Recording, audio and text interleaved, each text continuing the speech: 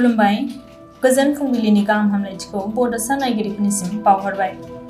दिनै 26 फेब्रुआरि 2022 इं सनिबार बारायनि राशिखौ फरायथिनो लादों आं रिमा बसुमतारिया। मेष राशि जायखिजाया खामानियाव हेंथा होजानो हागौ। साननाया मोनसेबो जाफुंनाय नङा। वृष राशि मानिबा जाहोनाव गोसोखौ हगारसारनो हागौ। गोसो हमथानाया गाहाम। मिथुन राशि माबाफोर मोजां खौरां खोनानो मोनगोन। गोसोखौ सुखु गोजोन मोनगोन। मोजां सान। कर्कट राशि सोरजोंबा गावस्रालायनाय जादोंब्ला गोरोबफिननो हागोन। गोजोननाय मोनगोन। सिंह राशि सुथुरफोरा बांलांनो हागौ। फारफ्रोमथिङाव सांग्रां जानानै थानांगोन। थासारिया मोजां नङा।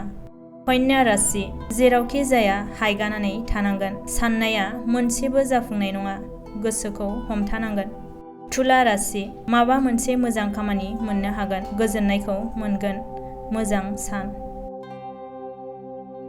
वृश्चिक राशि जेखियानो जाया खामानियाव गाज्रि सन्देह खालामजानो हागौ। जेथिंबो सांग्रां जानानै थानांगोन। धनु राशि मोजां खामानि मावलांनो हानानै गावनि मानखौ बांहोनो हागोन।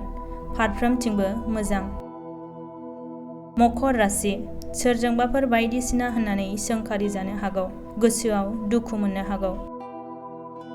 कुम्भ राशि फालांगिरि खालामोब्ला रांखावरि मुलाम्फा मोननो हागोन। समखौ ओरैनो दाहगार। मीन राशि मोजां रोंगौथिनि थाखाय फुजिजानो मोनगोन। मान सन्माना बांलांगोन। गोजोनै थानो हागोन। दिनैनि राशिया एसेनोसै। गोजोन्थों।